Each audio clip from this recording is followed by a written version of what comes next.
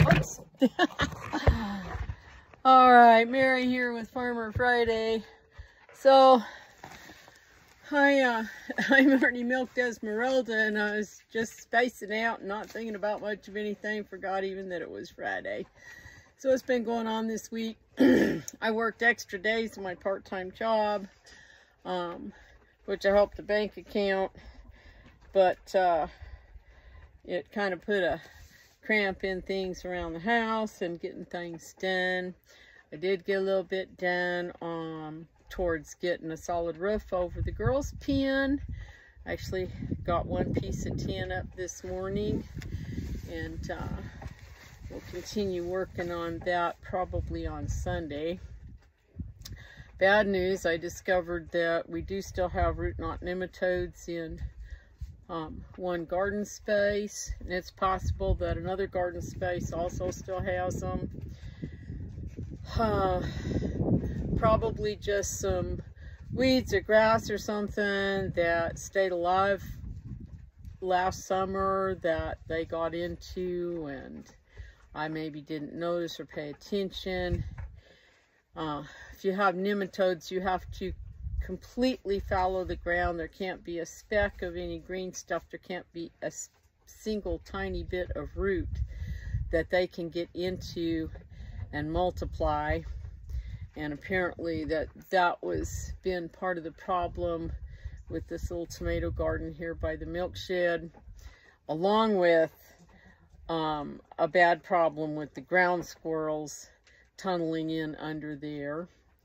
I have caught 9 ground squirrels now, and there are probably that many more to go at least, from evidence that I'm seeing around in different places, different parts of the yard. So we will continue to set the trap and see what we can catch. It usually takes a day or two for the trap sitting there before they'll go into it. So it's kind of slow going. I'm going to see if I can find my other small animal traps and see if I can get those set up. Maybe they'll go in some of the other traps. In the meantime, the amazing tomato garden still looks amazing. It's got a lot of green fruit in there. There was only a little bit of ripe fruit to harvest today. But hopefully next week, the week after, we'll have some more ripe fruit. I have been pruning and trimming it back. I have been cutting out suckers. I've been trimming plants back to just above the last fruit set, because technically we should have a killing frost somewhere around Halloween, though some of the last few years we haven't had it till closer to Thanksgiving. Well, I guess you're done. If you're throwing it on the ground, you're done. Yep, let's go put you up and get Bambi. So Esmeralda's been a little bit of a stinker here lately. Got her wrestled back to her pen, got Bambi to milk. Let's see, where was I? We still have nematodes in some places. They're so hard to get rid of.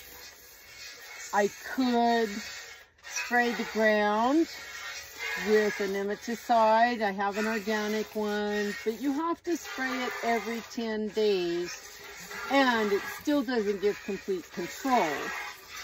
So I would rather just go ahead and try and fallow this garden. I think I will do it maybe the same as I did one of my other gardens this year. Well, not this year, but last year. What I did in another garden was I just covered all of the ground with clear plastic.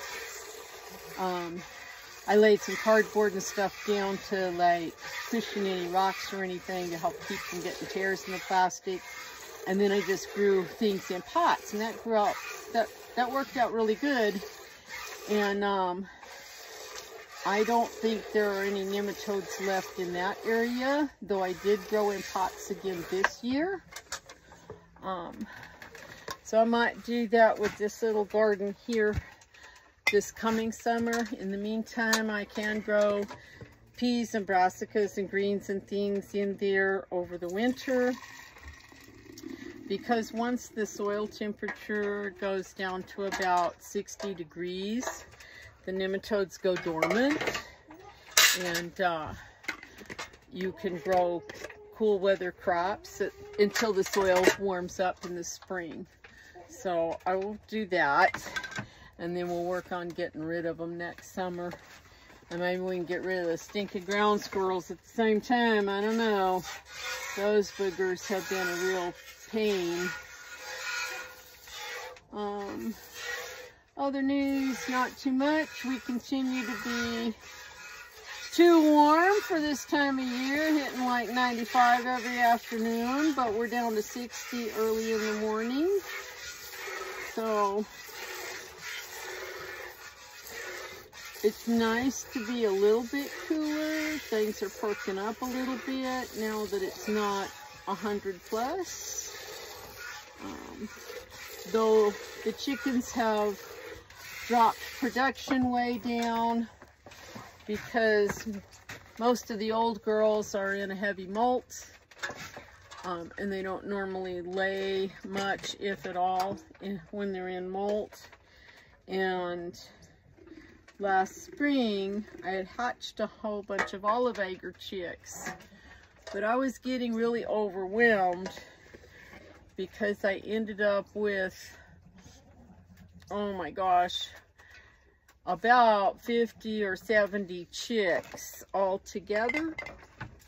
And so as soon as the olive egger girls were big enough to tell for sure they were girls, I sold them off as started pullets because I was getting really overwhelmed with my workload, and that helped a little bit.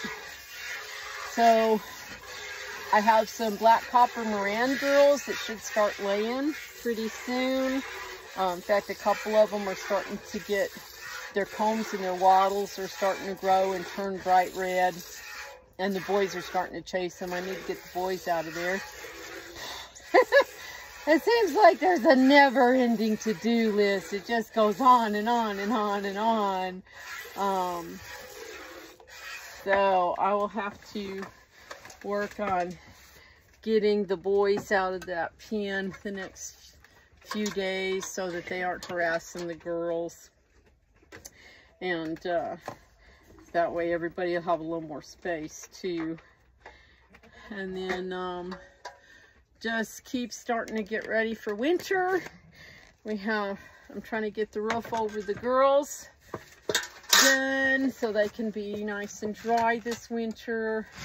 I need to fix some tarps over chicken pens. Bambi, what are you doing? Knock it off. I need to get out and muck all the goat and chicken pens really good, so we can start the winter with some fresh bedding and seal up some cracks and holes in the chicken house, and just do a lot of routine maintenance stuff that just gets away from me because it's just me. So then I get behind, and I just get behind her and behind her.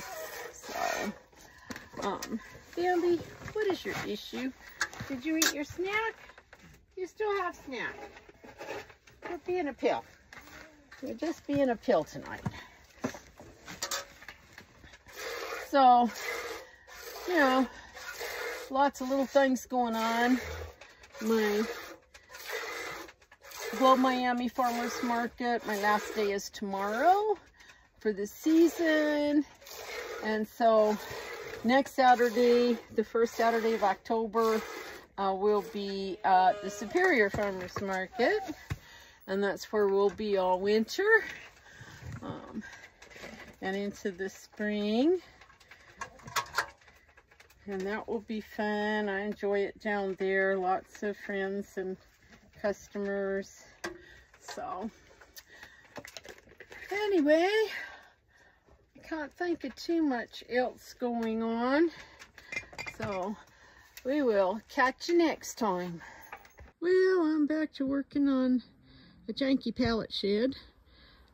Again, trying to get a solid roof up over these doors before we have winter with a lot of rain and snow.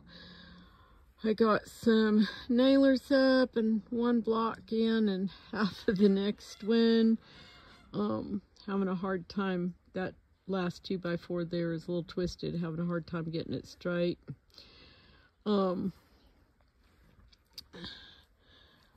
I really do know how to make real 2x4 construction in the proper, correct manner, but this is the kind of stuff I have to work with, and the goats are not going to care as long as they aren't getting rained on and the wind isn't blasting them into the next state. So I think they will be just fine.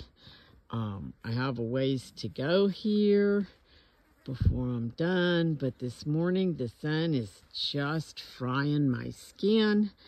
That's been my problem all summer. It's like right now the air temperature is not too horrendous, and I could stay out here a while longer, but I can't do it with the sun on my skin. It just feels like somebody's holding a blowtorch to me. So I'm gonna clean up tools and go on and do stuff inside the house.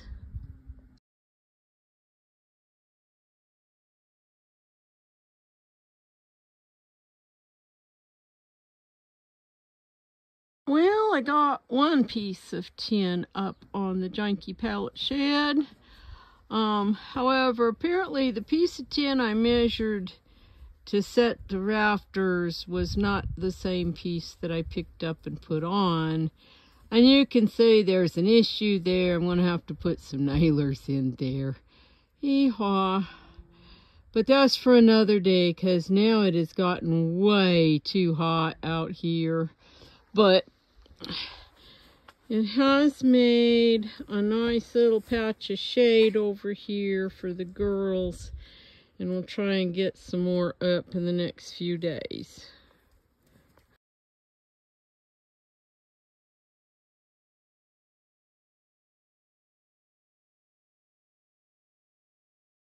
So this bed of tomatoes is not doing very good.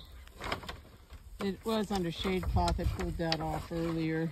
You can see several plants have died, and most of them, while they've got some flowers on them, there's really not any fruit, maybe just one or two.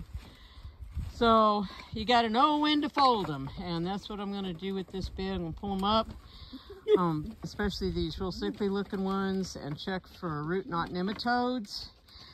But I think a major issue are the ground squirrels, because they've been tunneling into this garden like crazy this year. Don't mind that noise in the background. That's just the boys over there getting frisky because everybody's in rut. Yes, we see you, Bentley. Yes, I see you back there, Jupiter. I know. And everybody's vying for who's going to get a girl. Though I don't know for sure that anybody's in heat this week. And the verdict is, yes, we still have some root knot nematodes in here.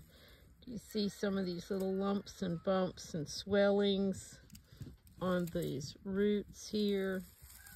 Those are not healthy roots. Those are infested with nematodes. So I'll be pulling all these out, and they will go in the trash and not the compost pile. We want to get rid of these as much as we can. And then once the soil temperature is below 60, the nematodes will no longer be active, so I can plant winter crops in here in this space. But next summer we'll have to fallow this whole space just to be safe and try and get rid of these nematodes.